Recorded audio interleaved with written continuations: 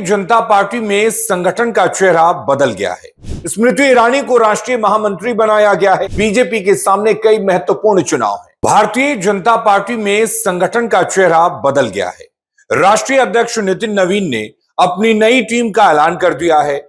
इस टीम में कई नए चेहरे हैं। कुछ पुराने और चर्चित नेताओं की वापसी हुई है और कुछ ऐसे चेहरे बाहर हो गए हैं जो लंबे समय से पार्टी की राष्ट्रीय व्यवस्था का हिस्सा रहे थे। लेकिन इस पूरी कवायद में तीन बातें सबसे ज्यादा चर्चा में हैं।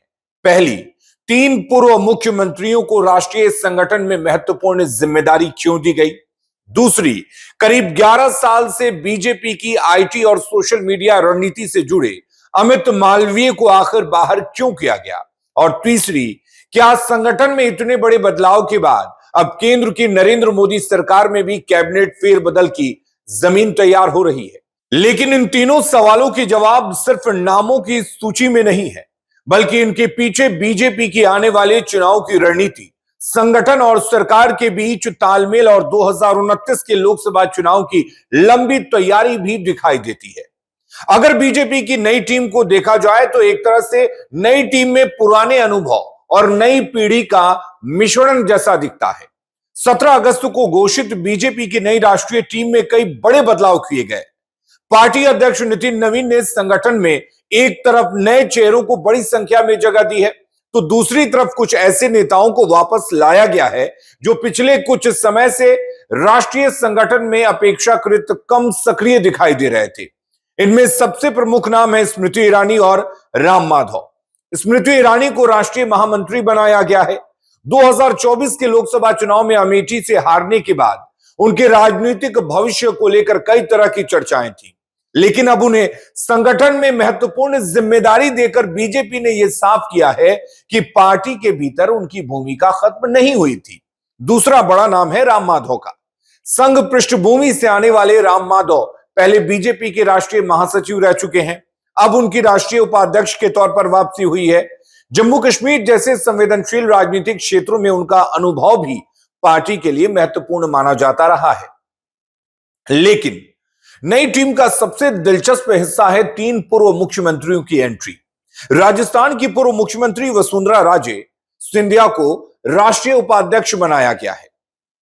उत्तराखंड के पूर्व मुख्यमंत्री तीरथ सिंह रावत को भी राष्ट्रीय उपाध्यक्ष की जिम्मेदारी मिली है और त्रिपुरा के पूर्व मुख्यमंत्री बिप्लब कुमार देव को राष्ट्रीय महामंत्री बनाया गया है।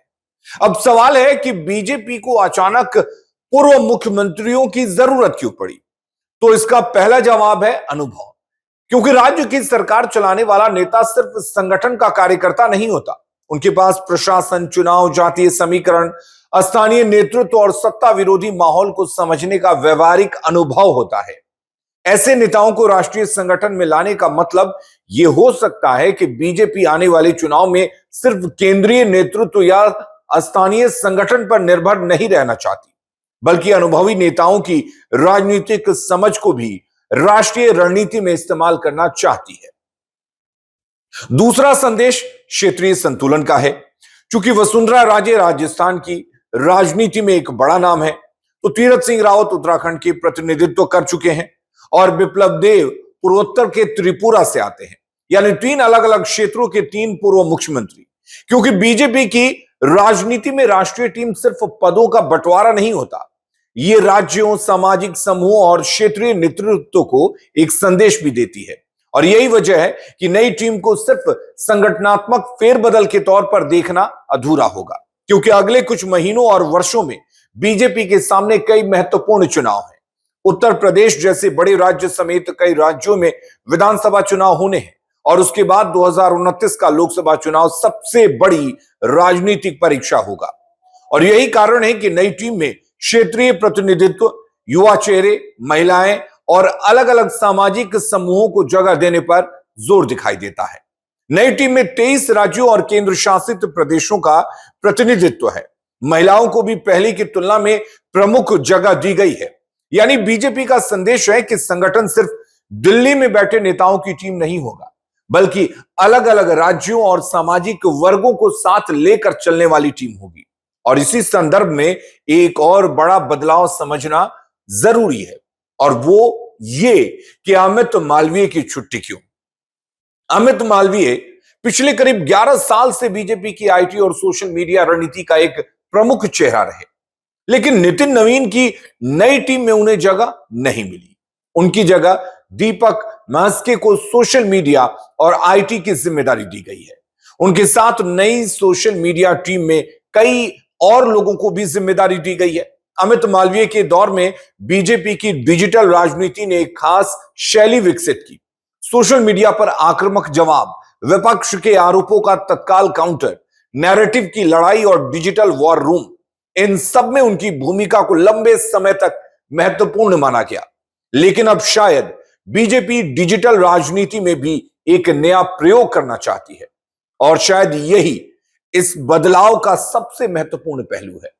नई टीम के साथ बीजेपी सिर्फ चेहरा नहीं बदल रही, बल्कि संभव है कि वो सोशल मीडिया की भाषा, प्राथमिकताओं और रणनीति को भी थोड़ा बदलना चाहती हो, खासकर युवाओं और नई पीढ़ी के साथ संवाद को लेकर। क्योंकि जिस तरह से दिल्ली के जंतर मंतर आंदोलन हुए और बीजेपी का सोशल मीडिया विंग पूरी तरह से उस नैरेटिव के आगे बेबस दिखा जो सीजेपी और जेनजी ने बीजेपी के खिलाफ सोशल मीडिया पर सेट किया। और इसका संकेत सिर्फ अमित मालवीय की जगह नए व्यक्ति की नियुक्ति से नहीं मिलता। युवा मोर्चा में भी बदलाव हुआ है। तेजस्वी सूर्या की जगह गुजरात के सांसद हेमांग जोशी को बीजेपी युवा मोर्चा का राष्ट्रीय अध्यक्ष बनाया गया है। यानी संगठन के डिजिटल और युवा दोनों मोर्चों पर नए चेहरे लाए गए हैं। संभवतः बीजेपी ये मान रही है कि अगली राजनीति लड़ाई में सिर्फ पुराने सोशल मीडिया मॉडल से काम नहीं चलेगा। नई पीढ़ी के मतदाताओं के लिए भाषा अलग है, प्लेटफॉर्म अलग है और राजनीतिक संवाद का तरीका भी बदल चुका है। लेकिन सबसे बड़ा सवाल, क्या संगठन में बदलाव के बाद अब कैबिनेट भी बदलेगी? और यही वो सवाल है जिसने बीजेपी की नई टीम की घोषणा के बाद सबसे ज्यादा राजनीतिक चर्चा पैदा की है।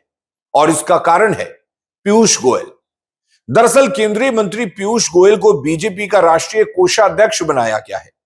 अब बीजेपी में सामान्य तौर पर एक व्यक्ति एक पद की परंपरा रही है, हालांकि इसके अपवाद भी रहे हैं।